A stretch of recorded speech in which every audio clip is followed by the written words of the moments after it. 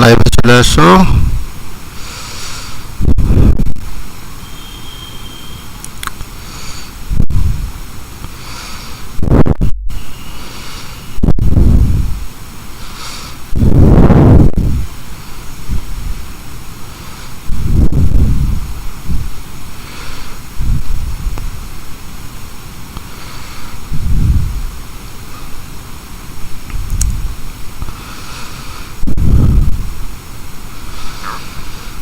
আমার আওয়াজ ক্লিয়ার হচ্ছে? গুড ইভিনিং সবাইকে।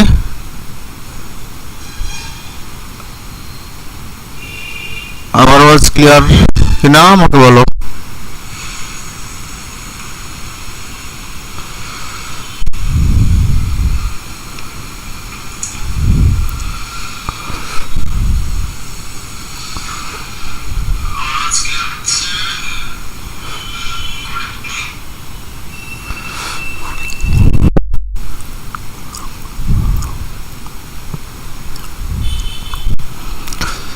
আজকে তাহলে আমরা জলবায়ু অঞ্চলের বিশেষ করে equatorial climatic region and monsoon climatic রিজিয়নের কতগুলো গুরুত্বপূর্ণ কোশ্চেন আমি আলোচনা করব অবশ্যই। তাহলে প্রথম কোশ্চেন হচ্ছে ক্রান্তীয় শীতকাল, ট্রপিক্যাল উইন্টার কোন অঞ্চলের জলবায়ুর একটা প্রধান বৈশিষ্ট্য সেটা আমরা জানব। না, নিরক্ষীয় জলবায়ু অঞ্চলের একটা প্রধান বৈশিষ্ট্য হচ্ছে এখানে রাত্রি শীতকালের সঙ্গে তুলনা করা হয়েছে, তাই যাকে ট্রপিক্যাল উইন্টার বলা হয়। কেন শীতকাল? কারণ আমরা জানি যে নিরক্ষীয় অঞ্চলে তো কোনো ঋতু পরিবর্তন হয় না, কারণ সারা বছরই উষ্ণ আর্দ্র গ্রীষ্ম ঋতু বিরাজ করে। কিন্তু দিন রাত্রির পার্থক্যটা, উষ্ণতার পার্থক্যটা এমনভাবে বেড়ে যায় যে উষ্ণতা রাতের বেলা কমে যায় এবং দিনের বেলা উষ্ণতা প্রায় গড়ে 27 ডিগ্রি থাকে, যার ফলে শীতকালে যেহেতু উষ্ণতা কমে যায়, ঠান্ডা অনুভব হয়, তাই এই রাত্রিবেলাকে কিন্তু মানে ট্রপিক্যাল উইন্টার বলা হয়েছে, যেহেতু ঋতু পরিবর্তন এই অঞ্চলে হয় না। তাহলে কারণগুলো দেখে নিই আমরা। না, নিরক্ষীয় অঞ্চলে সারা বছর সূর্যরশ্মি লম্বভাবে পতিত হয়, উষ্ণতা সারা বছরই কিন্তু বেশি থাকে এবং নিরক্ষীয় অঞ্চলে বার্ষিক গড় উষ্ণতা 27 degree C. Important short question. আর বার্ষিক উষ্ণতার প্রসর, স্পেলিং মিস্টেক আছে, উষ্ণতার প্রসর মাত্র, প্রসর মিন্স হচ্ছে হাইয়েস্ট মাইনাস লোয়েস্ট, হাইয়েস্ট উষ্ণতা ওই দিনের আর বছরের সবচেয়ে বেশি উষ্ণতা আর বছরের সবচেয়ে কম উষ্ণতা,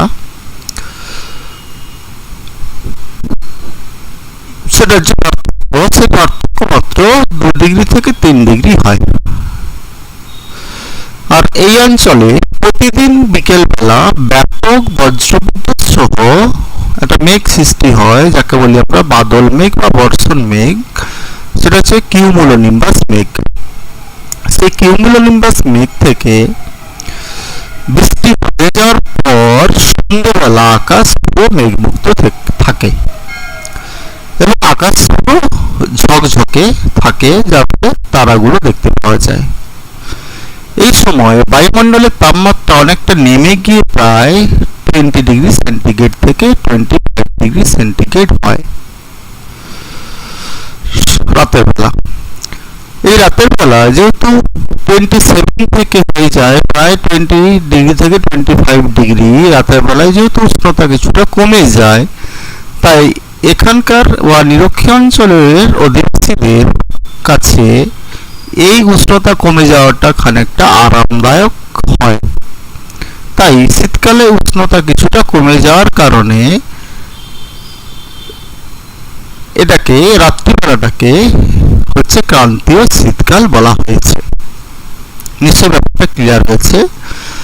কারণ 1 নম্বর হচ্ছে নো সিজন, 2 নম্বর হচ্ছে পার্থক্য খুব বেশি নয়, দিন রাত্রি বা বার্ষিক গড় উষ্ণতার পার্থক্য ততটা বেশি নয়, কিন্তু সন্ধ্যের পর থেকে উষ্ণতা কিছুটা কমে যায়, যার ফলে কিছুটা আরামদায়ক পরিবেশ সৃষ্টি করে। সে কারণে মনে হয় যেন শীত নেমে এসেছে, কিন্তু শীতকালের মতো উষ্ণতাও নয়। 25 ডিগ্রি, 20 থেকে 25 ডিগ্রি শীতকালের মতো উষ্ণতাও নয়, কিন্তু মানে দিনের বেলার থেকে অনেকটাই কম।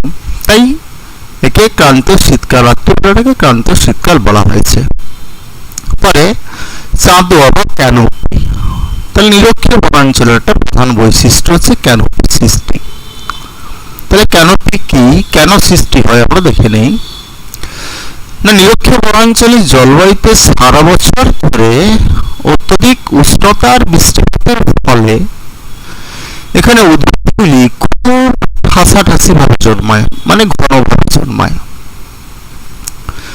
এখানকার প্রত্যেকটি উদ্ভিদ পরস্পরের সঙ্গে প্রতিযোগিতামূলক অভিযোজন ঘটিয়ে তাদের ডালপালা ও পাতাগুলিকে প্রশস্তভাবে চওড়াভাবে মেলে ধরার উপরে ধরায় উপরে যে ছাতার মতো অংশের সৃষ্টি হয়, তখন তাকে বলা হচ্ছে ক্যানোপি বা চাঁদোয়া। তাহলে গাছগুলো কি করছে না, এত ঠাসাঠাসি ভাবে জন্মায় যে একটা গাছের ডালপালা অপর একটা গাছের ডালপালার সঙ্গে পুরো জয়েন্ট হয়ে যায়।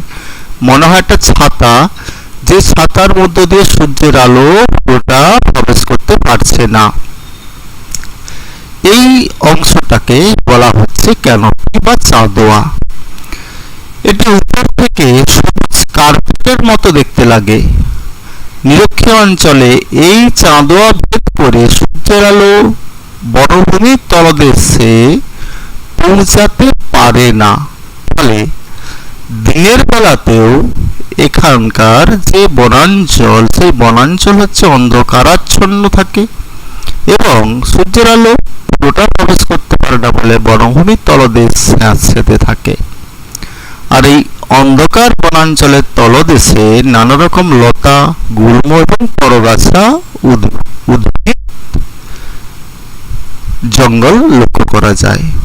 আর এই পরগাছা উদ্ভিদের জঙ্গল লক্ষ্য করা যায় বলে কি হয় না, বনভূমির তলদেশ কিন্তু ততটা পরিষ্কার নয়, বন জঙ্গলে ঘেরা, সেজন্য দুর্গম অঞ্চল বলা হয়েছে।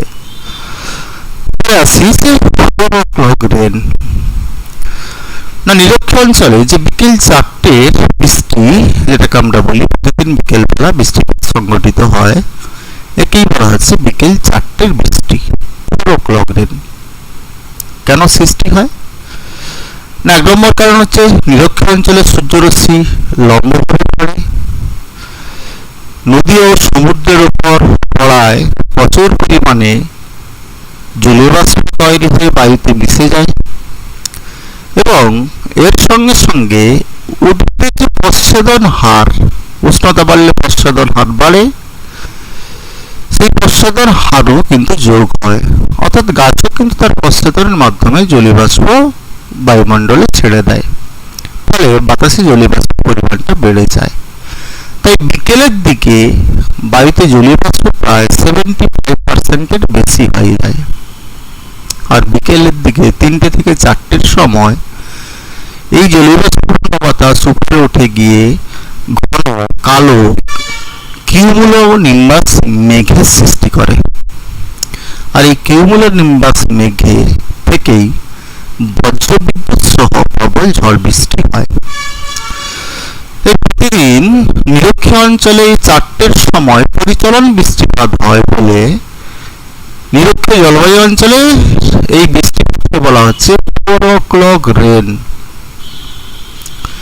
আর এই বৃষ্টিপাতের সময় প্রচুর বজ্রপাত হয়, ঝড় বৃষ্টি হয় এবং বার্ষিক বৃষ্টিপাতের পরিমাণ হচ্ছে প্রায় 250 সেমির মতো।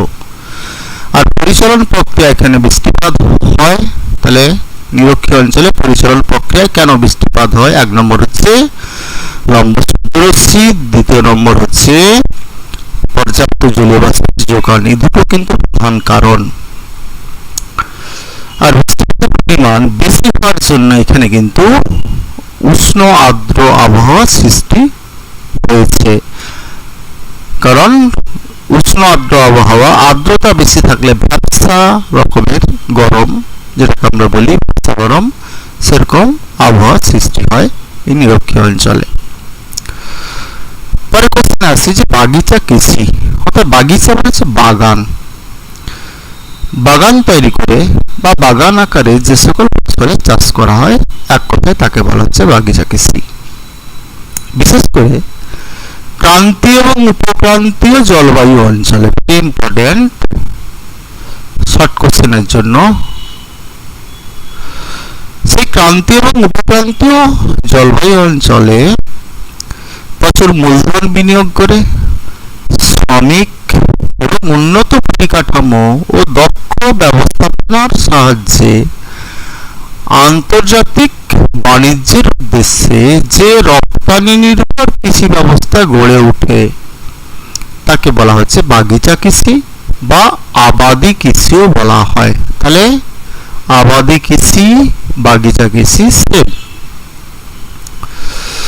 তাহলে এই কৃষির প্রধান কি বৈশিষ্ট্য আমরা দেখতে পাই না, 1 নম্বর বৈশিষ্ট্য আমরা আলোচনা করেছি যে কেবলমাত্র আন্তর্জাতিক বাণিজ্যের উদ্দেশ্যে ফসলকে চাষ করা হবে এবং রপ্তানির উদ্দেশ্যে এই কৃষি ব্যবস্থা গড়ে ওঠে। অষ্টাদশ থেকে ঊনবিংশ শতাব্দীতে উপনিবেশ গড়ে ইউরোপীয় বণিকেরা এই নিরক্ষীয় অঞ্চলের বিভিন্ন জায়গায় বাগিচা কৃষি শুরু করেছিল। এই কৃষিতে একবার গাছ রোপণ করা হলে কয়েক বছর ধরে কিন্তু ফসল পাওয়া যায়, যেমন চা গাছ, যেমন কফি, যেমন রাবার, এবং স্থানীয় শ্রমিকের সাহায্যে কিন্তু এই চাষ করা সম্ভব। আর বাগিচা কৃষি মূলত যেহেতু ক্রান্তীয় এবং উপক্রান্তীয় অঞ্চলে লক্ষ্য করা যায়, বিশেষ করে এশিয়া, দক্ষিণ আমেরিকা, আফ্রিকা মহাদেশে বিশেষভাবে এই কৃষি ব্যবস্থা প্রচলিত আছে। তার মধ্যে ভারত, মালয়েশিয়া, থাইল্যান্ড, ব্রাজিল, যেমন ভারতের চা, কফি, মালয়েশিয়া, ইন্দোনেশিয়ার রাবার, ব্রাজিলের কফি, মেক্সিকোর কফি বিখ্যাত, যেগুলো হচ্ছে বাগিচা কৃষির অন্তর্গত। এই বাগিচা কৃষি পদ্ধতিতে রবার চাষ করা হয়, পাম তেল চাষ করা হয়, তার গাছ, তুলো, কফি বাগিচা কৃষিতে উৎপন্ন হয়। বিশেষ করে তোমার চা, কফি, রবার এই তিনটি হচ্ছে প্রধান বাগিচা কৃষি। এখানে শ্রীলঙ্কার নামটাও দেওয়া যেতে পারে, কারণ শ্রীলঙ্কা চা উৎপাদন এবং রপ্তানিতেটাও উল্লেখযোগ্য স্থান অধিকার করেছে। এবার আসি আমরা 2 নম্বরের কোশ্চেন, 2 নম্বরের মতো করে করব যে পিগমি সম্প্রদায়। পিগমি সম্প্রদায় কাকে বলে বা পিগমি সম্প্রদায়ের বাসস্থান কোথায়?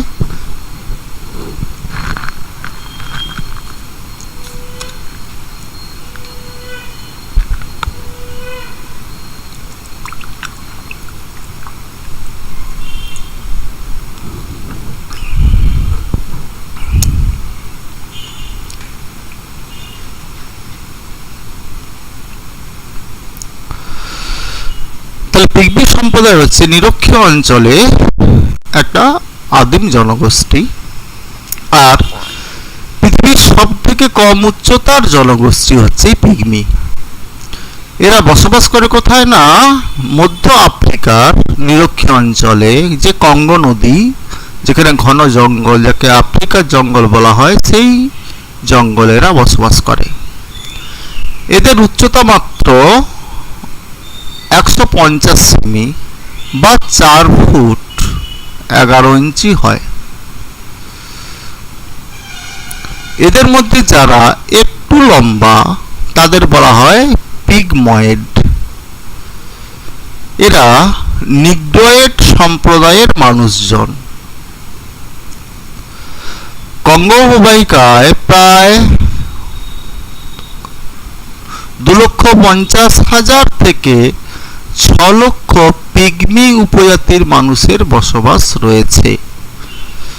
তাহলে সব থেকে কম উচ্চতার জনগোষ্ঠী পৃথিবীর, যাদের উচ্চতা মাত্র 150 সেমি বা 4 ফুট 11 ইঞ্চি হয়, 5 ফুটের মতো হয়।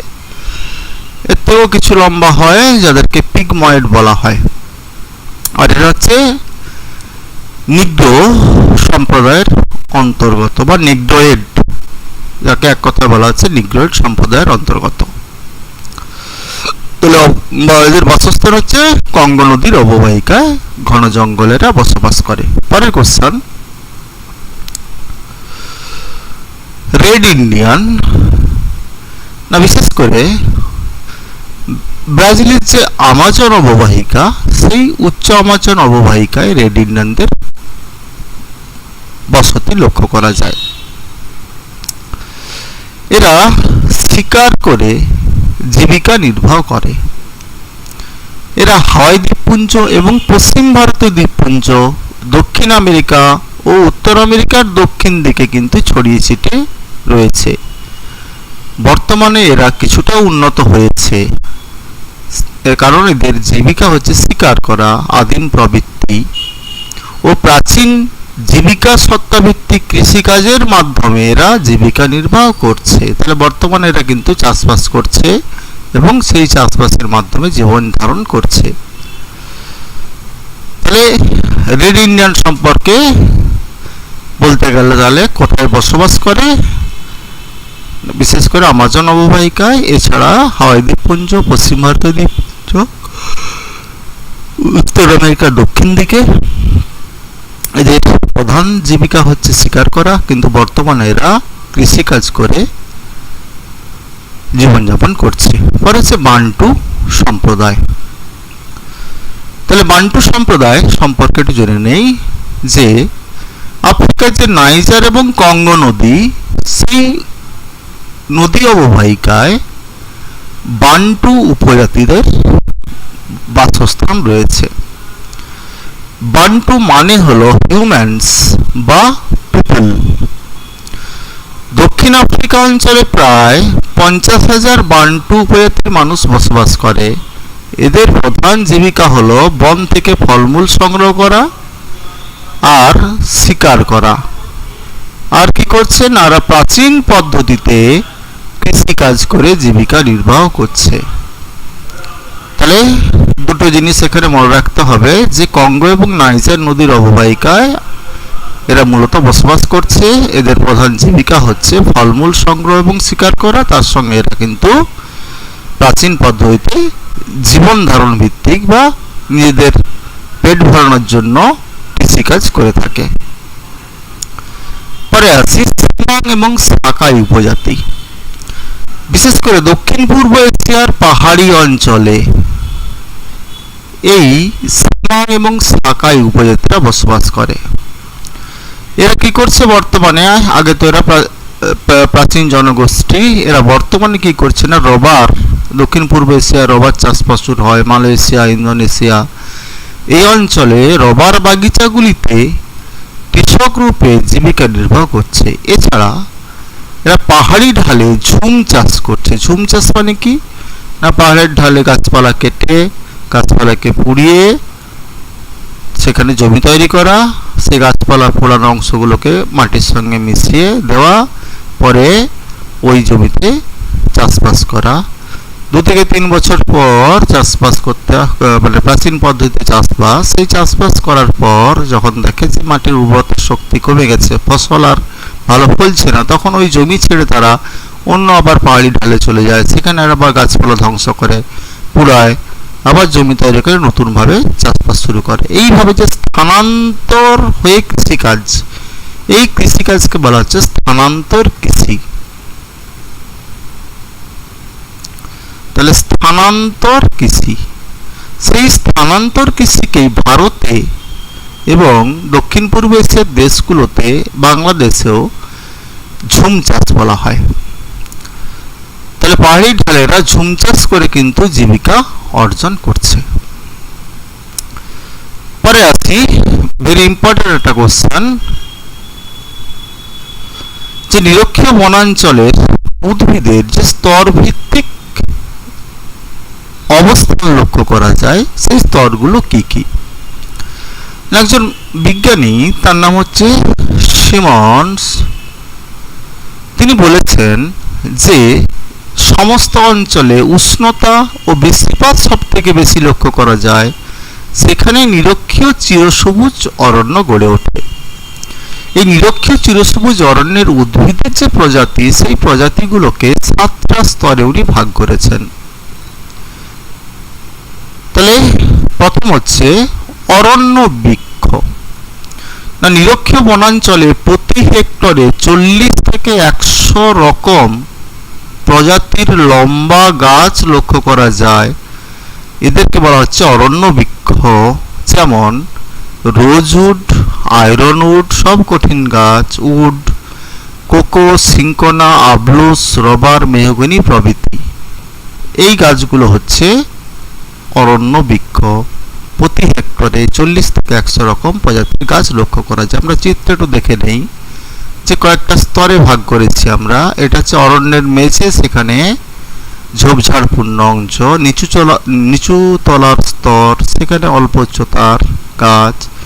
এটা হচ্ছে আচ্ছাদন স্তর, যেটাকে আমরা পড়েছি ক্যানোপি বা চাঁদোয়া রূপে। এটা চাঁদোয়ার মতো অবস্থান করছে। আর তার উপরে হচ্ছে যে গাছগুলো বড়, সূর্যালোক পাওয়ার জন্য, এই গাছগুলো হচ্ছে উত্থানশীল স্তর বলা হচ্ছে। এরকম কতগুলো স্তরে বিভক্ত হয়েছে নিরক্ষীয় অঞ্চলের উদ্ভিদ। পরে হচ্ছে তৃণজাতীয় গাছ। বিশেষ করে শুষ্ক পাহাড়ি অঞ্চলে, উন্মুক্ত ভূভাগে অথবা নদীর বুকে বেশি ঢালযুক্ত অঞ্চলে এই তৃণজাতীয় গাছ লক্ষ্য করা যায়। লতা গাছ। এই লতা হচ্ছে পরনির্ভর, পরাশ্রয়ী উদ্ভিদ আমরা যেটাকে বলি, এবং সূক্ষ্ম সুতো জাতীয় লতা থেকে মোটা ও লম্বা তারের মতো লতা বের হয়, যাদের বলা হচ্ছে Liana. Very very important short কোশ্চেনের জন্য, লিয়ানা কি? তাহলে ওদের যে আকর্ষ, সেই আকর্ষগুলোকে অ্যাকচুয়ালি বলা হচ্ছে লিয়ানা। পরে হচ্ছে 4 নম্বর স্তরে পরাশ্রয়ী গাছ। যে সমস্ত উদ্ভিদ অন্য কোনো বড় উদ্ভিদের শাখা প্রশাখায় জন্মায় এবং তাকে আশ্রয় করে বৃদ্ধি পায়, তখন তাকে বলা হচ্ছে পরাশ্রয়ী উদ্ভিদ। অর্থাৎ পরের উপর আশ্রয় করে জন্মেছে এবং তার উপর তার থেকে খাদ্য সংগ্রহ করছে। এই জাতীয় উদ্ভিদের মাটির সঙ্গে কোনো কিন্তু যোগ থাকে না। আশ্রয়দাতা উদ্ভিদ যে তাকে আশ্রয় দেয়, সেই উদ্ভিদের থেকেই কিন্তু সে প্রয়োজনীয় জল, খাবার সংগ্রহ করে। যেমন ফার্ন, লাইকেন হচ্ছে পরাশ্রয়ী উদ্ভিদ। পরে হচ্ছে শ্বাসরোধকারী গাছ। এরা অন্য কোনো গাছের ওপর জন্মালেও পরবর্তীকালে এদের শিকড় মাটিতে চলে আসে, তাই এদের শ্বাসরোধকারী গাছ বলা হয়। তাহলে এটা পরাশ্রয়ী হলেও কিন্তু এদের শিকড় মাটিতে চলে আসে। ছত্রাক জাতীয় গাছ 6 নম্বর। সাধারণত পচনশীল গাছের দেহে এই ছত্রাক জন্মায় এবং বেঁচে থাকে। পরে হচ্ছে পরজীবী গাছ। শিকড় পরজীবী দ্বারা মাটির ওপরে জন্মায়, এটা যাদের শিকড় পরজীবী বলা হয়। আর পরজীবী ধরনের গাছ যা অর্কিড জাতীয় গাছের মতো বড় গাছের ওপরে জন্মায় এবং আশ্রয়দাতা গাছের দেহ থেকে রস শোষণ করে বেঁচে থাকে। তাহলে এই গেল 7টা স্তর। সেই 7টা স্তরে বিভিন্ন রকমের উদ্ভিদের প্রাধান্য লক্ষ্য করা যায়। এবার আসি যে নিরক্ষীয় বনাঞ্চলের উদ্ভিদাঞ্চলে কি কি ধরনের প্রাণী সম্পদ পাওয়া যায়। না, জীববিজ্ঞানী J.L. হ্যারিসন তিনি নিরক্ষীয় বৃষ্টি অরণ্যের যে প্রাণী প্রজাতি, সেই প্রাণী প্রজাতিকে 6টি শ্রেণীতে ভাগ করেছেন। না, সেই 6টি শ্রেণী কি? না, সর্বোচ্চ অংশের প্রাণী গোষ্ঠী। তাদের অবস্থান কোথায়? না, চাঁদোয়ার সর্বোচ্চ অংশে এরা অবস্থান করে। এরা হচ্ছে পতঙ্গভুক পাখি এবং বাদুড়। 2 নম্বর ভাগ হচ্ছে প্রধান চাঁদোয়ার যে প্রাণী গোষ্ঠী। সবচেয়ে লম্বা গাছগুলির চাঁদোয়াতে এরা অবস্থান করে। পাখি এবং বাদুড়গুলি হচ্ছে এই গোষ্ঠীর প্রাণী। আমাজন বৃষ্টি অরণ্যের এই অংশে যে সমস্ত প্রাণীগুলো দেখতে পাওয়া যায়, অর্থাৎ প্রধান চাঁদোয়া গোষ্ঠীতে যে সমস্ত প্রাণী দেখতে পাওয়া যায়, যেমন টাউকান, বারবেট, পারাকিট, কটেন গাছ, কিউরাসো, বিল পাখি, কাঠবেড়ালি, হনুমান প্রভৃতি। 3 নম্বর, মধ্যাঞ্চলের উড্ডীয়মান প্রাণী গোষ্ঠী, প্রধানত উড়ন্ত পাখি, পতঙ্গভুক, বাদুড় এই পর্যায়ের অন্তর্ভুক্ত। মধ্যাঞ্চলের আরোহণকারী প্রাণী গোষ্ঠী, না প্রাণীগুলি গাছের কাণ্ড এবং লতা গাছের মাধ্যমে নিচের স্তর থেকে উপরের স্তরে আরোহণ করে। এখানে শাকাহারী এবং মাংসাশী উভয় প্রকার প্রাণী লক্ষ্য করা যায়। তাহলে নিচ থেকে উপরের দিকে এরা আহরণ করে। মাটির উপরকার বড় প্রাণী, এখানে বড় এবং শক্তিশালী প্রাণী এবং কিছু পাখি বাস করে, তবে এখানে তৃণভোজী প্রাণীদের সংখ্যা এখানে কিন্তু কম। আর মাটির উপরকার ছোট প্রাণী, না এই অংশে অসংখ্য ছোট ছোট প্রাণী, সূক্ষ্ম জীবাণু, কীট থাকে। এখানকার বেশিরভাগই কিন্তু প্রাণী পতঙ্গভুক্ত। তাহলে একদম স্ট্যাটিক কতগুলো পয়েন্ট অবশ্যই মনে রাখতে হবে। পরে আছে যে নিরক্ষীয় চিরসবুজ অরণ্যের যে গুরুত্ব, সেই গুরুত্বটা কি? না প্রধান গুরুত্ব হচ্ছে যে এই অরণ্যের যে মেহগিনি গাছ, সেগুন গাছ, আয়রনউড, রোজউড, এবনি, আবলুস প্রভৃতি গাছের কাঠ শক্ত এবং মজবুত বলে আসবাবপত্র, জাহাজ নির্মাণ, ঘরবাড়ি তৈরি এবং যানবাহনের যে প্রকোষ্ঠ সেটা তৈরিতে কিন্তু ব্যবহৃত হয়। এছাড়া বাঁশ, পাম, ইয়াটাল, লতা প্রভৃতির সাহায্যে এখানে ঝুড়ি, মাদুর, চেয়ার, টেবিল ইত্যাদি তৈরি করা হয়। আর এই অরণ্যে জন্মায় হেভিয়া ব্রাসিলিয়েন্সিস বা রবার গাছ, যার বিজ্ঞানসম্মত নাম হচ্ছে হেভিয়া ব্রাসিলিয়েন্সিস। রবার গাছের বিজ্ঞানসম্মত নাম, সেই গাছ থেকে রবার উৎপন্ন হয়। আর পাম গাছ থেকে পাম তেল তৈরি করা হয়। আর জাপটি এবং স্যাপোডিলা গাছের আঠা থেকে চুইং গাম তৈরি করা হয়। আবার Brazil nut, tagua nut, ivory nut, nut মানে বাদাম, গাছের ফল থেকে বোতাম তৈরি করা হয়। বাবাসু বাদাম গাছের ফল থেকে মার্জারিন তৈরি করা হয়। সিনকোনা থেকে কুইনাইন পাওয়া যায়। কোকো গাছ থেকে কোকেন পাওয়া যায়। আর কর্পূর গাছ থেকে মলম, ওষুধ এবং প্রসাধনী সামগ্রী তৈরি হয়।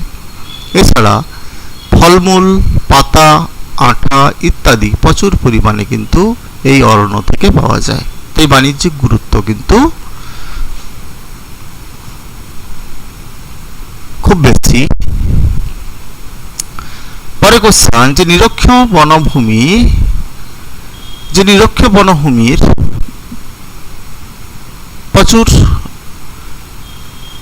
উদ্ভিদ প্রজাতির লক্ষ্য করা যায় এই বনাঞ্চলে, কিন্তু অসংখ্য গাছপালা থাকলেও এই নিরক্ষীয় বৃষ্টি অরণ্যের গাছ কিন্তু কাষ্ঠ শিল্পে তেমন কাজে লাগে না।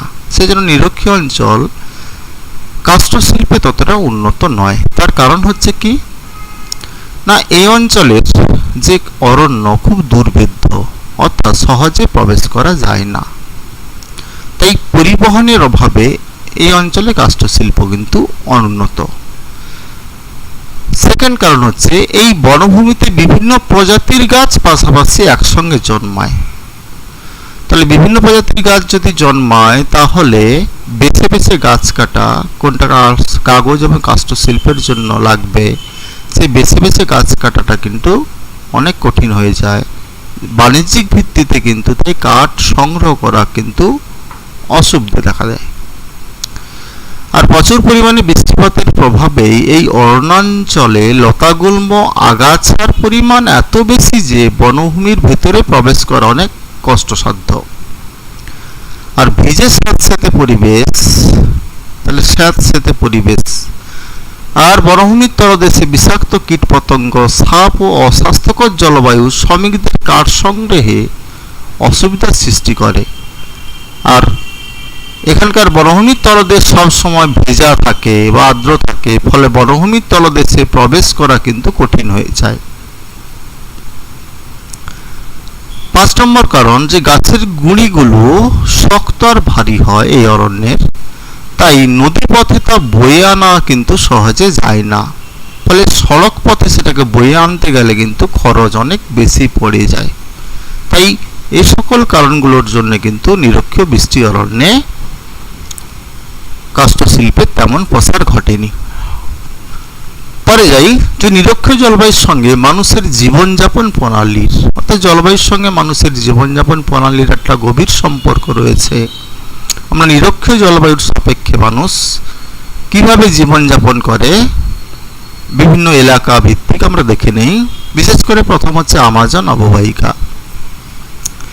যে ব্রাজিলের যে আমাজন অববাহিকা, সেই অববাহিকায় নিগ্রো ও রেড ইন্ডিয়ানরা বসবাস করে। এই ব্রাজিলের যে বৃষ্টি অরণ্য বা চিরসবুজ অরণ্য, যাকে এক কথায় বলা হয় সেলভা, সেই সেলভা অরণ্যের একেবারে ভেতরে বসবাস করে আমেরিন্ডিয়ানগণ। Very important, America plus Indian, red Indian, দুটো যৌথ মিলনে সৃষ্টি হয়েছে আমেরিন্ডিয়ান। জীবজন্তু শিকার ও ফলমূল সংগ্রহ করে খাওয়া হচ্ছে এদের প্রধান জীবিকা। এছাড়া গুয়াতোমুরা আর একটি সম্প্রদায়, এরা কি করে না, নদীর তীরে, আমাজন নদীর তীরে বসবাস করে এবং মাছ, কুমির, কচ্ছপ এবং অন্যান্য প্রাণী শিকার করে এরা জীবন ধারণ করে। এছাড়া এই আমাজন অববাহিকা অঞ্চলে অন্যান্য প্রজাতিগুলি হল নাম্বিকওয়ার, ম্যাকিগোনা, জিভারো, সিরিয়ান, সেরিঙ্গুইরস প্রভৃতি উপজাতি।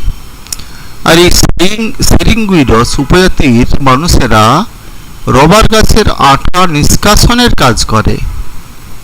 এরা প্রত্যেকেই বনের ফলমূল, ছাল, পাতা, কাঠ, মধু, পাখির ডিম, পোকা পতঙ্গের লার্ভা ইত্যাদি সংগ্রহ করে কিন্তু জীবিকা নির্বাহ করে। তার মধ্যে সেরিঙ্গুইরস এরা কিন্তু রবার গাছের আঠা সংগ্রহ নিষ্কাশনের কাজে করে জীবিকা নির্বাহ করে, তার সঙ্গে এই কাজগুলো করে। এবার আফ্রিকার কঙ্গো অববাহিকায় যে নিরক্ষীয় বনাঞ্চল, সেই বনাঞ্চলে মবুতি বা বানবুতি সম্প্রদায়ের লোকেরাই বসবাস করে। সমাজে এই সম্প্রদায়ের লোকেরাই পিগমি নামে পরিচিত, যেটা সম্পর্কে আমরা আগে পড়েছি, পিগমি। এরা স্থানান্তর কৃষি, যাকে ঝুম চাষ বলি আমাদের ভারত এবং বাংলাদেশে, সেই স্থানান্তর কৃষির মাধ্যমে জীবিকা নির্বাহ করে। এই কঙ্গো অববাহিকার আরেকটি উপজাতি হচ্ছে বান্টু। বান্টু সম্পর্কে আমরা পড়েছি। এছাড়া এরা কাসাবা, ধান, কার্পাস চাষ করে জীবিকা নির্বাহ করে। এবার আসি দক্ষিণ পূর্ব এশিয়ার। সে দক্ষিণ পূর্ব এশিয়ায় ইবান এবং দাসুন উপজাতির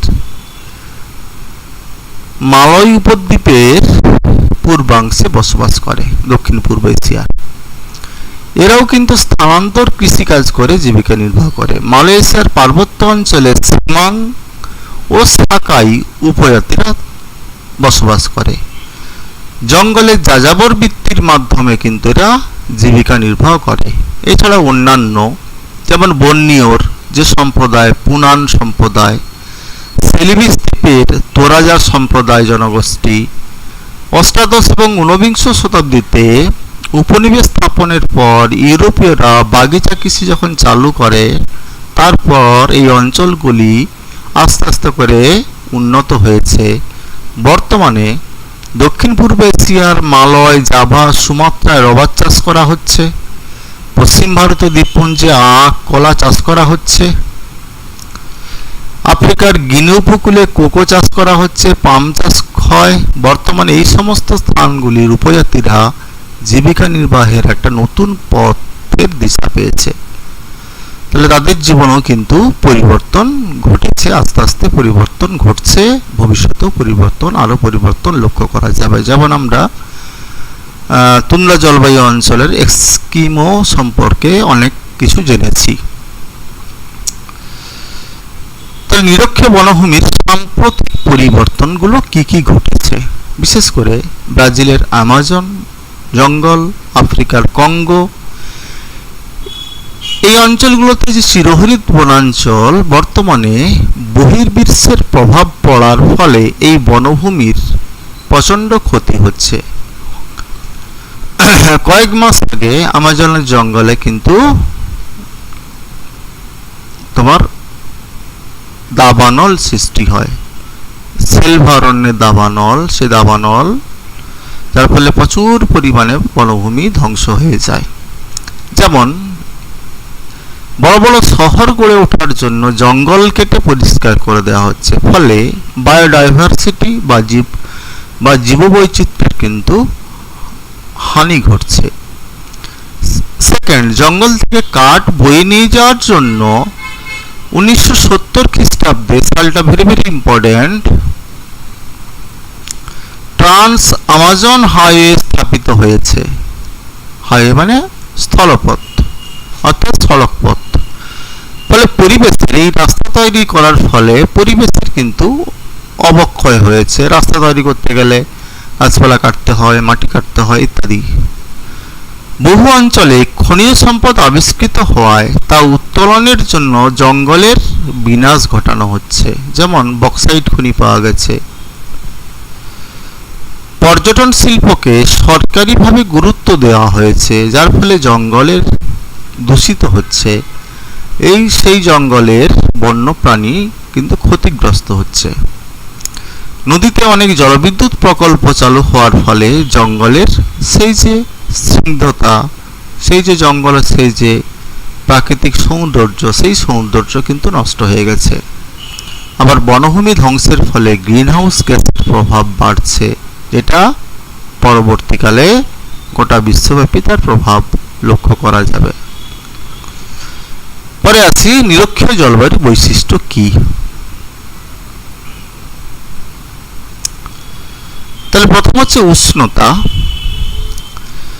দিনের বেলা উষ্ণতা থেকে প্রায় 30 ডিগ্রি সেন্টিগ্রেড, রাতে উষ্ণতা থেকে প্রায় 25 ডিগ্রি সেন্টিগ্রেড। উষ্ণতার প্রসার অর্থাৎ পার্থক্য মাত্র 2 থেকে 3 ডিগ্রি সেন্টিগ্রেড হয়।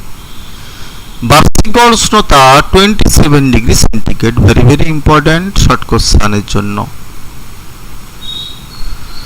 আর রাতে উষ্ণতা কমে 20 থেকে 25 ডিগ্রি সেন্টিগ্রেডে নেমে আসে বলে এই রাত্রিবেলাটাকে ট্রপিক্যাল উইন্টার বা ক্রান্তীয় শীতকাল বলা হয়, যেটা আমরা আগে পড়েছি। বৃষ্টিপাত না প্রতিদিন বিকেলের দিকে পরিচলন বৃষ্টিপাত ঘটে, না এই জলবায়ু অঞ্চলের দেশগুলোর অভ্যন্তরভাগে পাহাড়ে ধাক্কা লেগে শৈলোৎক্ষেপ প্রকৃতির বৃষ্টিপাত ঘটে। বার্ষিক বৃষ্টিপাতের পরিমাণ 200 থেকে 250 সেমি এবং বছরে অন্তত পক্ষে 250 থেকে 300 দিন বৃষ্টিপাত হয়। প্রায় বিকেল 4টের সময় বৃষ্টিপাত হয় বলে একে 4 o'clock রেন বলে, আমরা 2 নম্বরের জন্য পড়েছি। আর বৃষ্টিপাত মুষলধারে হয়, কিউমুলোনিম্বাস মেঘ থেকে বজ্রবিদ্যুৎ সহ বৃষ্টিপাত হয়। আর বৃষ্টিপাতের পর কিন্তু আকাশ মেঘমুক্ত হয়ে যায় এবং আকাশ ঝকঝকে হয়ে যায়। আর্দ্রতা সংক্রান্ত বৈশিষ্ট্য, না বাতাসে দুপুরের পর থেকে আপেক্ষিক আর্দ্রতার পরিমাণ 90% অতিক্রম করে যায়, অর্থাৎ আপেক্ষিক আর্দ্রতা খুব বেশি হয়ে যায়, জলীয়বাষ্পের পরিমাণ খুব বেশি হয়ে যায়। আবার রাত্রেবেলা বাতাসে আপেক্ষিক আর্দ্রতার পরিমাণ কমে যায়। উদ্ভিদের যে বাষ্পীয় প্রস্বেদনের হার বেশি হওয়ার জন্য বাতাসে আপেক্ষিক আর্দ্রতা আরো বেড়ে যায়। তাহলে বাষ্পীয় প্রস্বেদন, যার মাধ্যমে উদ্ভিদ জল বাষ্পাকারে ছেড়ে দেয়, আর যে কারণের জন্য ছেড়ে দেওয়ার জন্য কিন্তু সেই আর্দ্রতা বাতাসে মিশে যায়, যার ফলে আপেক্ষিক আর্দ্রতা আরও বেড়ে যায়। তাই আর্দ্রতা বেড়ে যায় এবং উষ্ণতাও বেশি থাকে বলে কিন্তু গুমোট আবহাওয়া বিরাজ করে। আর সমুদ্র থেকে জলীয় বাষ্প সব থেকে বেশি কিন্তু বাতাসে মেশে, তাই বাতাসকে আর্দ্র করে এবং গুমোট আবহাওয়া সৃষ্টি করে।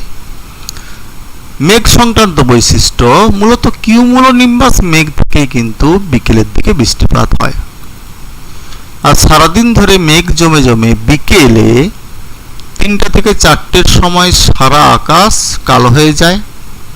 আর বৃষ্টিপাত যেটা হয় বজ্র বিদ্যুৎ সহ বৃষ্টিপাত হয়। আর কিউমুলোনিম্বাস মেঘ আমরা মেঘকে বলি বজ্রমেঘ বা থান্ডার ক্লাউড। এবার বায়ু প্রবাহ দেখি না। নিরক্ষীয় অঞ্চলে তীব্র ক্রান্তীয় ঝড় লক্ষ্য করা যায়, যেমন হ্যারিকেন। কোথায় না? পশ্চিম ভারতীয় দ্বীপপুঞ্জে, ক্যারিবিয়ান সাগরে। আর এই অঞ্চলগুলি আইটিসিজেড এর অন্তর্গত, অর্থাৎ ইন্টারট্রপিক্যাল কনভার্জেন্স জোনের অন্তর্গত। আবার এই অঞ্চলটা হচ্ছে ডোলড্রামসের অন্তর্গত। ডোলড্রামস অর্থাৎ নিরক্ষীয় শান্ত বলয়ের অন্তর্গত। তাই এই অঞ্চলে কিন্তু শান্ত অবস্থা বিরাজ করে। ভূপৃষ্ঠের সমান্তরালে বায়ু প্রবাহ তেমন থাকে না। আর আইটিসিজেড এর অন্তর্গত, অর্থাৎ এই অঞ্চলে উত্তর পূর্ব আয়ন বায়ু এবং দক্ষিণ পূর্ব আয়ন বায়ু পরস্পর মুখোমুখি মিলিত হয়, তাই এই অঞ্চলটা হচ্ছে আইটিসিজেড বলা হয়। এবার আসছি নিরক্ষীয় অঞ্চলে যে চিরসবুজ অরণ্য, সেই চিরসবুজ অরণ্যের উদ্ভিদের বৈশিষ্ট্যগুলো কি কি? না, প্রথম হচ্ছে এই অরণ্যের উদ্ভিদ প্রজাতিগুলো হচ্ছে চিরহরিত প্রকৃতির, অর্থাৎ সারা বছরই চিরসবুজ থাকে, কারণ এখানে বৃষ্টিপাত প্রচুর পরিমাণে হয়। গাছগুলো অত্যন্ত দীর্ঘ হয় এবং ঘনভাবে একে অপরের সঙ্গে লেগে থাকে। আর গাছের কাঠ খুব শক্ত এবং ভারী হয় এবং লতানো গাছও দেখতে পাওয়া যায়। শক্ত ভারী কাঠের গাছ ছাড়াও লতানো গাছও দেখা যায়। গাছের গোড়া থেকে উপরের দিকে 2/3 অংশ উচ্চতা পর্যন্ত ডালপালা গাছগুলো জন্মায় না। আর গাছগুলো ছাল মসৃণ হয়। গাছের গুঁড়ির চারদিকে প্রাচীরের মতো বেশ পুরু ও মজবুত অধিমূল দেখতে পাওয়া যায়। নিরক্ষীয় অঞ্চলে সারা বছরই আর্দ্র গ্রীষ্মকাল, অন্য কোনো ঋতু নেই, তাই এখানকার গাছগুলিতে স্পষ্ট বর্ষবলয় দেখা যায় না।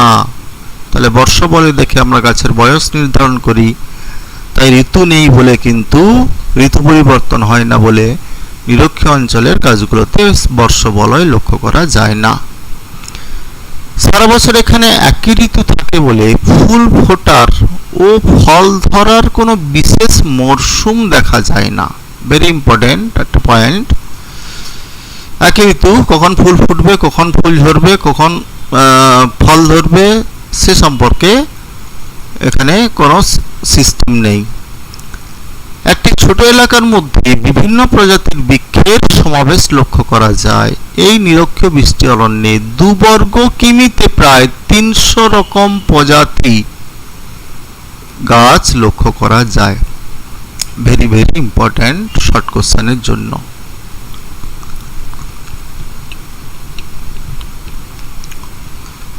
তাহলে 2 বর্গ কিমিতে প্রায় 300 রকম প্রজাতির গাছ লক্ষ্য করা যায়। গাছগুলো এত ঘনভাবে জন্মায়। পরে আসি যে মৌসুমী বিস্ফোরণ বা ব্রাস্ট অফ মনসুন। তাহলে মৌসুমী বিস্ফোরণটা কি? না, গ্রীষ্মকালীন মৌসুমী বায়ু যে স্বল্পকালীন অবস্থা বা পর্যায়ের মধ্য দিয়ে যে আগমন ঘটে। যখন মৌসুমী বায়ু ভারতবর্ষে প্রবেশ করে, আগমন ঘটে, সেই আগমনের পর্যায়ে আবহাওয়া মণ্ডলের চরম উষ্ণ বাতাস ধীরে ধীরে হালকা বৃষ্টিপাতযুক্ত ভারী আর্দ্র বাতাসে পরিণত হয়। অর্থাৎ মৌসুমী বায়ুর আগমনকালে আর্দ্রতা বেড়ে যায়, কারণ বৃষ্টিপাত শুরু হতে থাকে। এই জলীয় বাষ্পপূর্ণ আর্দ্র বাতাস সাধারণত মে মাসের শেষে কিংবা জুন মাসের প্রথম থেকে, আমাদের দেশে যেমন জুন মাসের প্রথম উইকে বর্ষাকালের সূচনা হয়েছে মৌসুমীর আগমনের ফলে। সেই জুন মাসের প্রথম থেকে বর্ষাকালীন মৌসুমী বায়ুরূপে ভারতবর্ষে প্রবাহিত হতে শুরু করে। এই বাতাস ভারত মহাসাগর থেকে জলীয় বাষ্প পূর্ণ দক্ষিণ পূর্ব আয়ন বায়ু নামে আসে, কিন্তু নিরক্ষরেখা অতিক্রম করে এ দক্ষিণ পশ্চিম মৌসুমী বায়ুরূপে ভারতের উপর দিয়ে প্রবাহিত হয় এবং ভারতের দক্ষিণ অংশের আকৃতি অনেকটা ত্রিভুজের মতো বলে এই দক্ষিণ পশ্চিম মৌসুমী বায়ু ভারতীয় মূল ভূখণ্ডে ধাক্কা খেয়ে দুটো শাখায় ভাগ হয়ে যায়। একটা আরব সাগর থেকে ভারতে প্রবেশ করে, যাকে আরব সাগরীয় শাখা বলা হয়, আর একটা বঙ্গোপসাগর থেকে ভারতে প্রবেশ করে, যাকে বঙ্গোপসাগরীয় শাখা বলা হয়। এই আরব সাগর এবং বঙ্গোপসাগর থেকে দক্ষিণ পশ্চিম মৌসুমী বায়ু ভারতীয় উপমহাদেশে প্রবেশ করার সঙ্গে সঙ্গে প্রচণ্ড আকস্মিক বৃষ্টিপাত শুরু হয়। এই প্রচণ্ড ঝড় বৃষ্টি হয় বলে একে মৌসুমী বিস্ফোরণ বলা হয়, কারণ মৌসুমী বায়ু আগমনের সঙ্গে সঙ্গে ভারতে যখন প্রচণ্ড এবং আকস্মিক যে ঝড় বৃষ্টির সূচনা হয় তখন তাকে বলা হচ্ছে মৌসুমী বিস্ফোরণ। এই মৌসুমী বিস্ফোরণই জানান দেয় যে ভারতবর্ষে বর্ষাকাল এসে গেছে। পরে হচ্ছে পশ্চিমী ঝঞ্ঝা বা পশ্চিমী ঝামেলাও বলা যেতে পারে। না, শীতকালে বায়ুচাপ বলয়ের স্থান পরিবর্তনের কারণে ভূমধ্য সাগর থেকে আসে একটা জলীয় বাষ্পপূর্ণ বায়ু উত্তর পশ্চিম ভারতে ঢুকে পড়ে ও উত্তর ভারতে হালকা ঝড় বৃষ্টি ও তুষারপাত ঘটায়। তাহলে ভূমধ্য সাগর থেকে আসে একটা ঘূর্ণিঝড়, সেই ঘূর্ণিঝড়টা ভারতের উত্তর পশ্চিম অংশে প্রবেশ করে এবং ঝড় বৃষ্টি ঘটায় এবং তুষারপাত ঘটায়। এটা পশ্চিম দিক থেকে আসে বলে একে ঝঞ্ঝা বা ঝামেলা বলা হয়, পশ্চিমী ঝঞ্ঝা বা পশ্চিমী ঝামেলা বলা হয়। শীতকালে যে শান্ত আবহাওয়া থাকে সেই শান্ত আবহাওয়ার মধ্যে পশ্চিমা বায়ু এসে এই ঝঞ্ঝা সৃষ্টি করে বলে এর নাম হচ্ছে পশ্চিমী ঝঞ্ঝা হয়েছে। এই বায়ুর প্রভাবে পার্বত্য অঞ্চলে প্রচুর তুষারপাত হয়, এর প্রভাবে শীতের প্রকোপ ফলে বেড়ে যায়, আর শীতকালে ফসল চাষে এই পশ্চিমী ঝামেলার ফলে যে বৃষ্টিপাত, সেই বৃষ্টিপাত সাহায্য করে। এই পশ্চিমী ঝঞ্ঝার জন্য উত্তর পশ্চিম ভারত এবং পাকিস্তানের কিছু অংশে তুষারপাত ঘটতে লক্ষ্য করা যায়। তাহলে যে স্টেটগুলোতে হয় সে জম্মু কাশ্মীর স্টেট এবং পাঞ্জাব হরিয়ানা স্টেট এবং উত্তরপ্রদেশের পশ্চিম অংশ পর্যন্ত পৌঁছে যায়, উত্তরাখণ্ড কিছু অংশে পৌঁছে যায় এই পশ্চিমী ঝঞ্ঝার প্রভাব। পরে হচ্ছে ম্যানগ্রোভ অরণ্য বা ম্যানগ্রোভ উদ্ভিদ। যেসব হ্যালোফাইট হচ্ছে যারা সমুদ্র উপকূলবর্তী অঞ্চলে জন্মায়, জলজ উদ্ভিদ।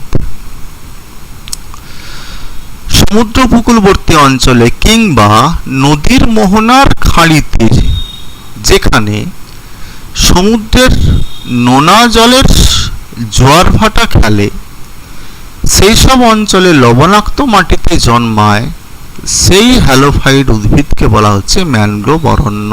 তাহলে হ্যালোফাইট উদ্ভিদের একটা প্রজাতি হচ্ছে ম্যানগ্রোভ অরণ্য।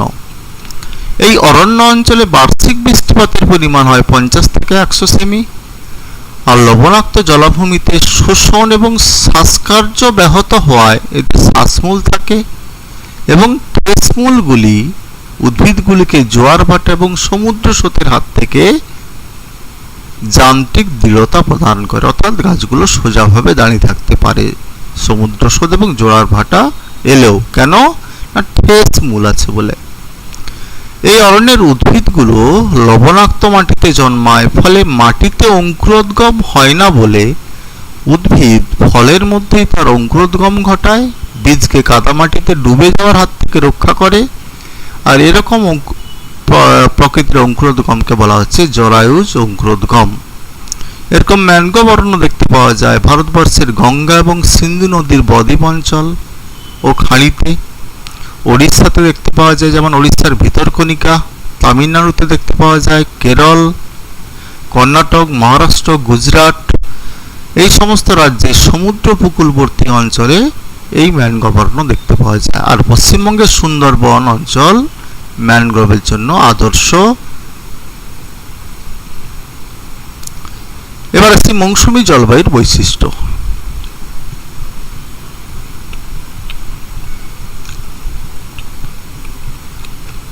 না, প্রথম বৈশিষ্ট্য হচ্ছে ঋতু পরিবর্তন।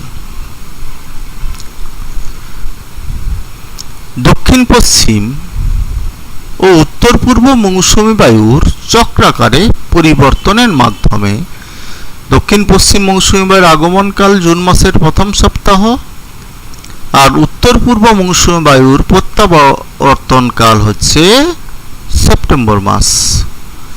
তাই এই দুটো বাতাস পর্যায়ক্রমে আবর্তিত হয় বলে মৌসুমী জলবায়ু অঞ্চলে কিন্তু ঋতু পরিবর্তন লক্ষ্য করা যায়। বর্তমানে আমরা 4টে ঋতু দেখতে পাই। এক হচ্ছে গ্রীষ্ম, বর্ষা, শরৎ আর শীত। দ্বিতীয় বৈশিষ্ট্য হচ্ছে আর্দ্র গ্রীষ্মকাল এবং শুষ্ক শীতকাল। আর্দ্র গ্রীষ্মকাল কেন? না, গ্রীষ্মকালে মৌসুমী বায়ুর আগমন ঘটে, ফলে বৃষ্টিপাত হয়। আর শীতকালে মৌসুমী বায়ুর প্রত্যাগমন হয়, অর্থাৎ স্থলভাগ থেকে সমুদ্রের দিকে বাতাস প্রবাহিত হয়। তাহলে ভারতের ম্যাপ যদি এঁকে দেখানো যায়,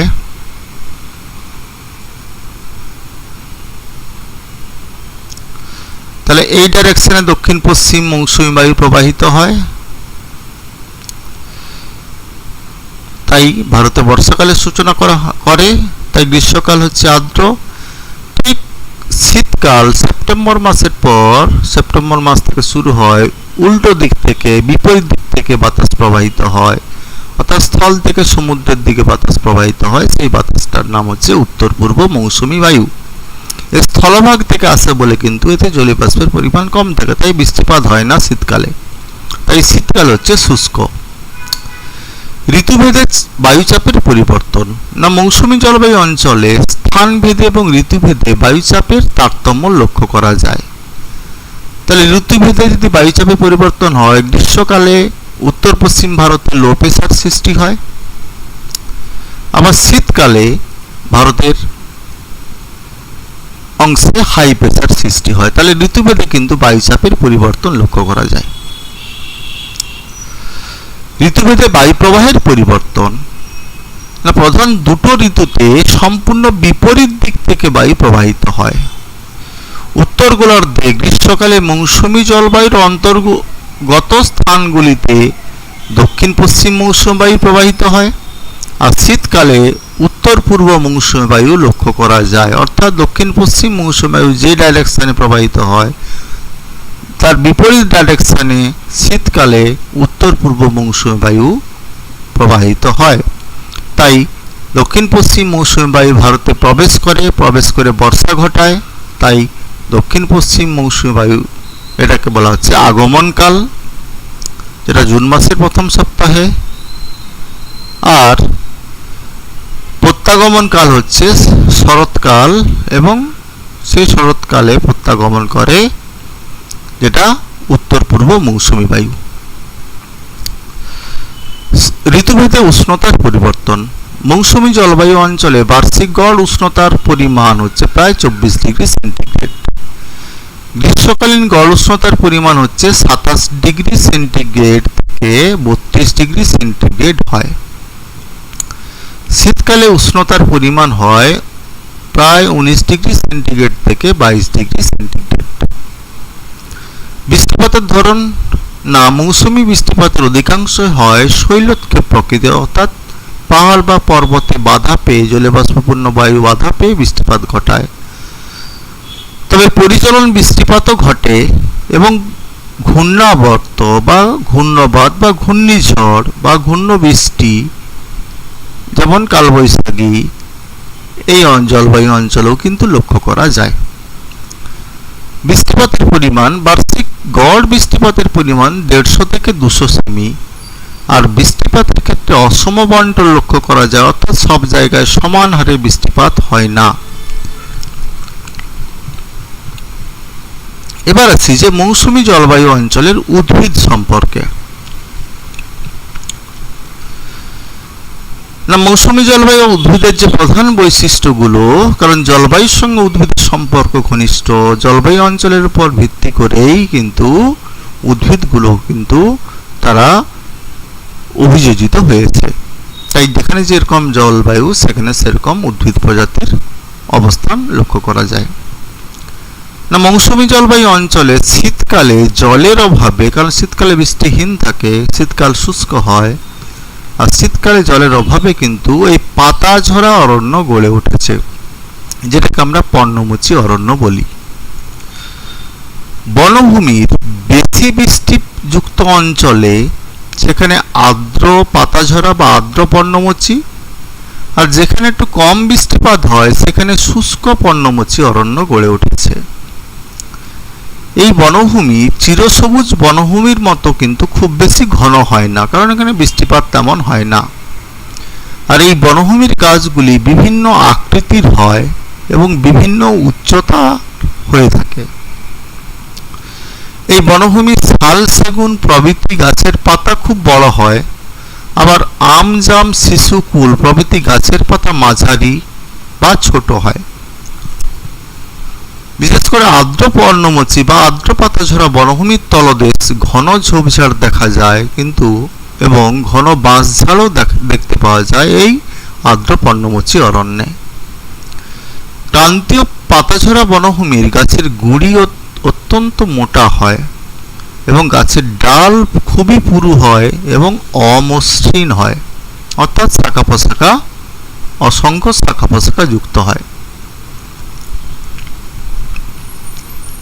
এই বনভূমির অধিকাংশ গাছের কাণ্ডের নিচু অংশ থেকে ডালপালা জন্মায়, যেটা নিরক্ষীয় অঞ্চলে জন্মায় না।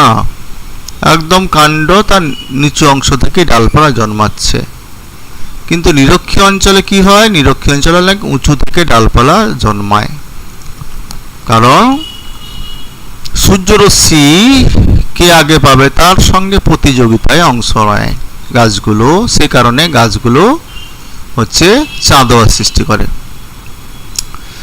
পরে হচ্ছে মৌসুমী জলবায়ুতে বৃষ্টিপাত কিভাবে সংঘটিত হয়।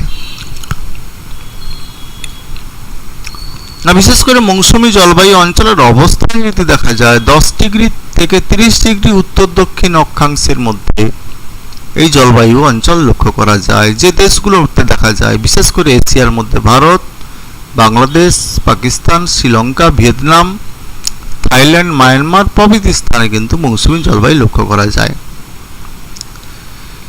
এবার হচ্ছে মৌসুমী বৃষ্টিপাতের প্রকৃতি। সাধারণত দক্ষিণ পশ্চিম মৌসুমী বায়ু বঙ্গোপসাগর থেকে জলীয় বাষ্প সংগ্রহ করে ভারতে প্রবেশ করে হিমালয় পর্বতে বাধা পায়, আর বাধা পেয়ে শৈলক্ষে বৃষ্টিপাত ঘটায়। ক্রান্তীয় মৌসুমী জলবায়ু অঞ্চলে বৃষ্টিপাত প্রধানত গ্রীষ্মকালেই হয়ে থাকে, ম্যাক্সিমাম বৃষ্টিপাত গ্রীষ্মকালেই হয়। না, গ্রীষ্মকালে উত্তর গোলার্ধে, উত্তর পশ্চিম ভারত ও মধ্য এশিয়ায় অত্যধিক উষ্ণতার জন্য কি হয় না, গভীর নিম্নচাপ কেন্দ্রের সৃষ্টি হয়। তার ফলে দক্ষিণ পূর্ব আয়নবায়ু সে নিরক্ষরেখা অতিক্রম করে দক্ষিণ পশ্চিম মৌসুমী বায়ু নাম নিয়ে ওই নিম্নচাপ কেন্দ্রের দিকে ছুটে এসে হিমালয় পর্বত, মায়ানমার, ইন্দোচীনের পার্বত্য অঞ্চলে বাধা পায় এবং দক্ষিণ পূর্ব এশিয়ার দেশ ভারত, দক্ষিণ চীন, ভিয়েতনাম, থাইল্যান্ডে প্রচুর পরিমাণে শৈলক্ষে বৃষ্টিপাত ঘটায়। একইভাবে দক্ষিণ গোলার্ধে উত্তর পশ্চিম মৌসুমী বায়ুর প্রভাবে অস্ট্রেলিয়ার উত্তরাংশ ও কুইন্সল্যান্ড, আফ্রিকার মাদাগাস্কার দ্বীপে বৃষ্টিপাত হয়ে থাকে। তাহলে ভেরি ইম্পর্টেন্ট কোশ্চেন এটা, যে মৌসুমী জলবায়ু অঞ্চলে বৃষ্টিপাতের বর্ণনা। এবার আসি যে মৌসুমী জলবায়ুর অঞ্চলের স্বাভাবিক উদ্ভিদ। তাহলে প্লাবিক উদ্ভিদের যে প্রধান শ্রেণীগুলো, 1 নম্বর হচ্ছে চিরহরিত অরণ্য। না, বিশেষ করে এই জলবায়ু অঞ্চলের যে সকল স্থানে 150 সেমি বার্ষিক বৃষ্টিপাতের বেশি হয়, সেই সকল স্থানে চিরহরিত বা চিরসবুজ অরণ্য লক্ষ্য করা যায়। যেমন ভারতবর্ষে পশ্চিমঘাট পর্বতের পশ্চিম ঢালে, এখানে মেহগিনি গাছ জন্মায়, শিশু গাছ জন্মায়, এই সকল চিরসবুজ গাছ লক্ষ্য করা যায়।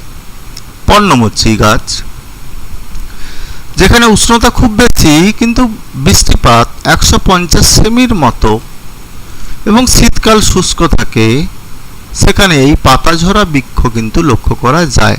যেমন আমরা এই পাতাঝরা বা পর্ণমোচী উদ্ভিদকে দুটো ভাগে ভাগ করেছি। এক হচ্ছে আর্দ্র পর্ণমোচী, যেখানে বৃষ্টিপাত একটু বেশি হয়, আর শুষ্ক পর্ণমোচী, যেখানে বৃষ্টিপাত কম হয়।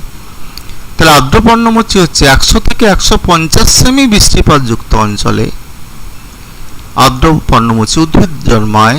এই অঞ্চলের যে সমস্ত গাছগুলো লক্ষ্য করা যায়, যেমন শাল, সেগুন, অর্জুন, জারুল, গামার, মহুয়া প্রভৃতি। আবার শুষ্ক পর্ণমোচী যে সকল অঞ্চলে 50 থেকে 100 সেমি বৃষ্টিপাত লক্ষ্য করা যায়, সেখানে শুষ্ক পর্ণমোচী উদ্ভিদ জন্মায়, যেমন পলাশ, শিরীষ, সাবাই ঘাস প্রভৃতি। 3 নম্বর হচ্ছে গুল্ম জাতীয় উদ্ভিদ। বিশেষ করে 50 থেকে 70 সেমি বৃষ্টিপাত যুক্ত মৌসুমী জলবায়ু অঞ্চলে বিভিন্ন ক্ষুদ্রাকৃতির ও গুল্ম জাতীয় উদ্ভিদ জন্মায়, যেমন আকন্দ, কাশ, ফণিমনসা প্রভৃতি। এছাড়া ঘাসও দেখতে পাওয়া যায়। কোথায়? না, পার্বত্য অঞ্চলে শুষ্ক মালভূমিতে নাতিশীতোষ্ণ তৃণভূমি জন্মায়। যেমন লাদাখের যে লাদাখ মালভূমি, সেখানে ঘাস জন্মায়। পাহাড়ের পাদদেশে বাঁশ, সাবাই জাতীয় ঘাস জন্মায়। যেমন উত্তর পূর্বের পাহাড়ি এলাকাতে এই ধরনের বাঁশ এবং সাবাই জাতীয় ঘাস জন্মায়।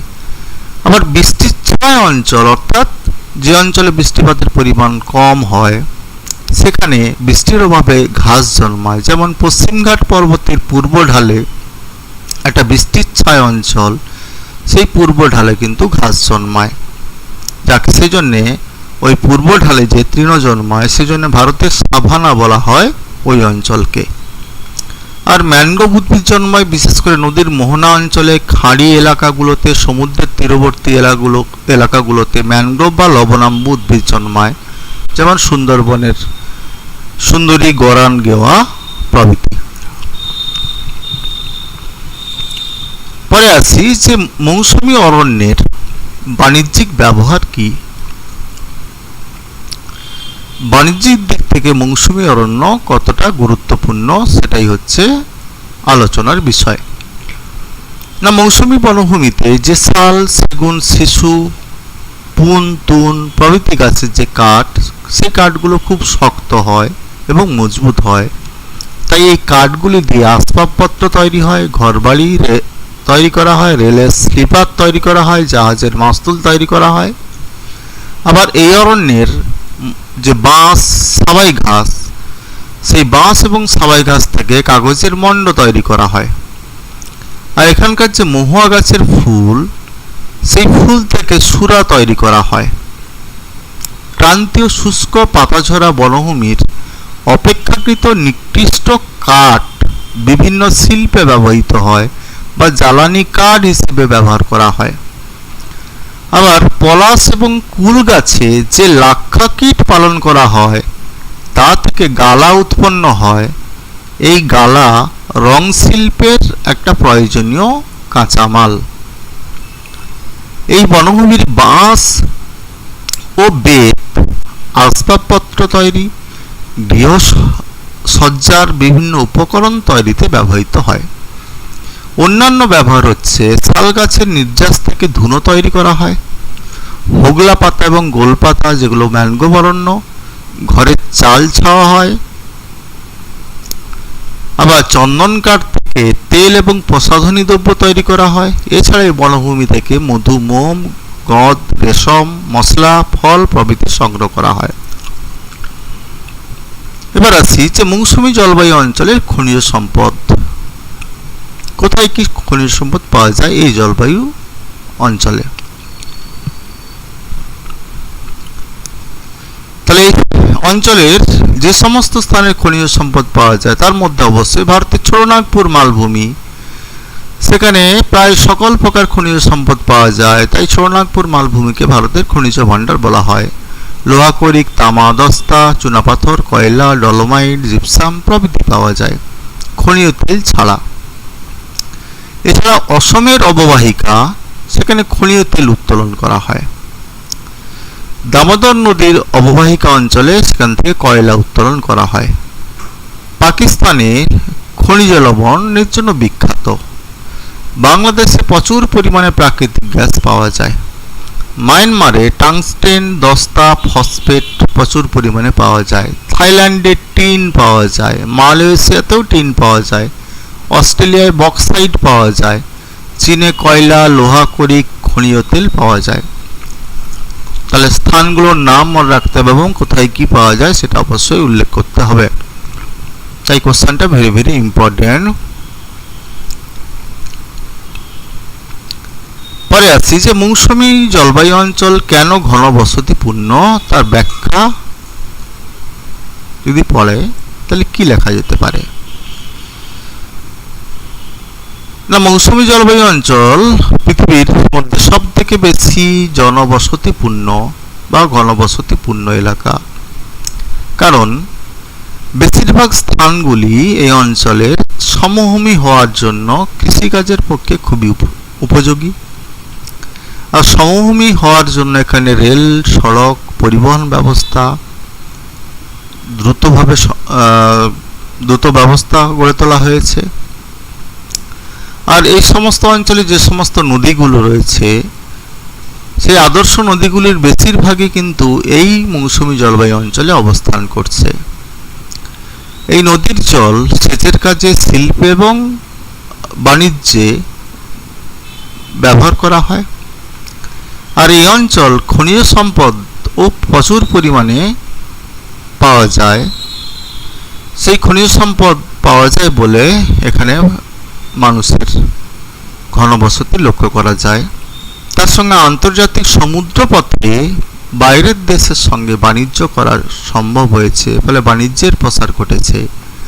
আবার এই মৌসুমী জলবায়ু অরণ্যে, যে মৌসুমী অরণ্য, অনেক মূল্যবান কাঠ পাওয়া যায়। সেই কাঠ অন্য দেশে বিক্রি করে বৈদেশিক মুদ্রা অর্জন করা হয়। যেমন তোমার রয়েছে যে কাঠগুলো, মায়ানমারের সেগুন কাঠ তার মধ্যে একটা অন্যতম। এবার আসি যে মানব জীবনে মৌসুমী জলবায়ুর প্রভাব কি। না, জীবন এবং জীবিকার সঙ্গে জলবায়ুর একটা ঘনিষ্ঠ সম্পর্ক রয়েছে। তাহলে সেরকম সেই সম্পর্কটা কি রকম সেটা দেখে নেই। না, বিশ্বের সবথেকে বেশি জনঘনত্ব লক্ষ্য করা যায় এই মৌসুমী জলবায়ু অঞ্চলে। আর এই জলবায়ু অঞ্চলে মঙ্গলয়েড, নিগ্রয়েড ও মিশ্র প্রজাতির মানুষজন বসবাস করে। আর এখানকার মানুষের জীবিকার যে প্রধান পথ তার মধ্যে প্রথম হচ্ছে কৃষি। এখানকার প্রায় শতকরা 60 মানুষ, 60% মানুষ কৃষিকাজের সঙ্গে যুক্ত। এবং এখানে নিবিড় জীবিকা সত্তাভিত্তিক পদ্ধতিতে কি হয়, ধান চাষ করা হয়। তার সঙ্গে কার্পাস চাষ, পাট চাষ, আখ চাষ ও বিভিন্ন সবজি চাষ করা হয়। আবার পাহাড়ি এলাকায় আঙুর, চা, আপেল, কমলালেবু, নাশপাতি এবং এসব ফলের চাষ করা হয়।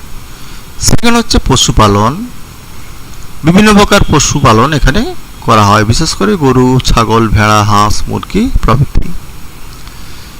না, বনজ সম্পদের প্রাধান্য রয়েছে। অবশ্যই শাল, সেগুন, পলাশ, মেহগনি প্রভৃতি মূল্যবান কাঠ থেকে ঘরবাড়ি, আসবাবপত্র তৈরি করা যায়। খনিজ সম্পদ রয়েছে, যেমন ভারতের ছোটনাগপুর মালভূমি খনিজ ভাণ্ডার, উত্তর পূর্ব ভারতে খনিজ তেল পাওয়া যায়। এই সমস্ত অঞ্চলে প্রচুর মানুষ কাজ করেন বিভিন্ন ক্ষেত্রে। শিল্প, না, হুগলি নদীর দুই ধারে গড়ে ওঠা পাট শিল্প, বাংলাদেশের পাট শিল্প, মায়ানমারের সেগুন কাঠের শিল্প পৃথিবী বিখ্যাত। সেই শিল্পের সঙ্গে যুক্ত রয়েছে অসংখ্য মানুষ। আর পরিবহন উন্নত, সড়ক, রেল, আকাশপথ, জলপথ। আর এই উন্নতির জন্য এই জলবায়ু দেশগুলো বহির্বিশ্বের সঙ্গে বাণিজ্যিক যোগাযোগ স্থাপন করতে সক্ষম হয়েছে। আর এই সমস্ত সুযোগ সুবিধার উপর ভিত্তি করেই কিন্তু মৌসুমী জলবায়ু অঞ্চলের বিখ্যাত কতগুলো শহর, মহানগর গড়ে উঠেছে, যেমন কলকাতা, মুম্বাই, চেন্নাই, সাংহাই চীনের, বাংলাদেশের ঢাকা, মায়ানমারের ইয়াঙ্গুন বা রেঙ্গুন, থাইল্যান্ডের ব্যাংকক, নমপেন এর মতো জনবহুল শহর গড়ে উঠেছে এই জলবায়ু অঞ্চলে। লাস্ট কোশ্চেন আজকের,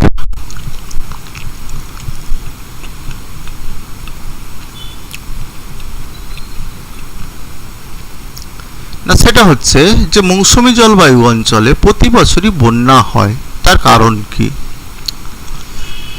না প্রধান কারণ হচ্ছে মৌসুমী বায়ুর খামখেয়ালি চরিত্র। তাহলে খামখেয়ালি চরিত্রটা কি? না মৌসুমী বায়ুর আগমন কাল আমরা জানি যে জুন মাসের প্রথম সপ্তাহ, আর প্রত্যাবর্তন কাল হচ্ছে সেপ্টেম্বর মাস। সে জুন মাসের প্রথম সপ্তাহে সেপ্টেম্বরের লাস্ট বা 1 সেপ্টেম্বর থেকে শুরু হয় প্রত্যাগমন, শরৎকালে হয় প্রত্যাগমন, সেই প্রত্যাগমন চলতে থাকে শীতকাল পর্যন্ত। তাহলে এই যে মৌসুমের আগমন, সে আগমনটা সঠিক সময়ে হয় না, আর প্রত্যাগমনও সঠিক সময়ে হয় না। আর কোনো কোনো সময় সময়ের আগেই আগমন ঘটে, আবার কোনো কোনো সময়ে সময়ের আগেই প্রত্যাগমন ঘটে।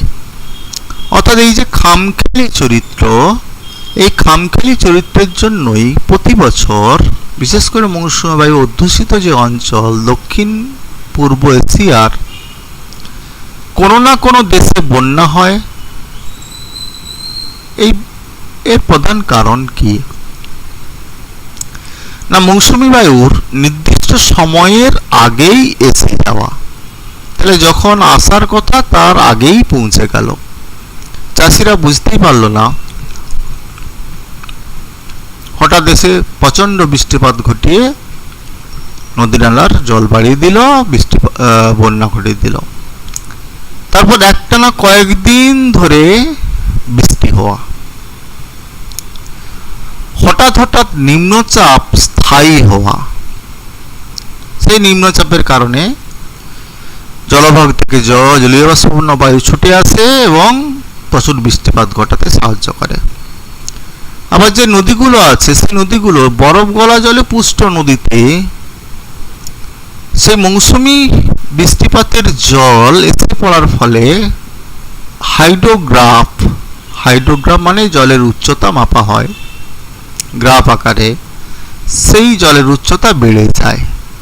আর জলের উচ্চতা বেড়ে গেলে তখন কিন্তু ডিবিসি বা অন্য কোনো বহুমুখী নদী পরিকল্পনা জল ছাড়তে বাধ্য হয় এবং বন্যা ঘটে। নদীর মেঝেতে পলি জমে ভরাট হলে নদীর জল ধারণ ক্ষমতা কমে যায়, ফলে জল ঠিকঠাকভাবে কিন্তু নিষ্কাশিত হতে পারে না।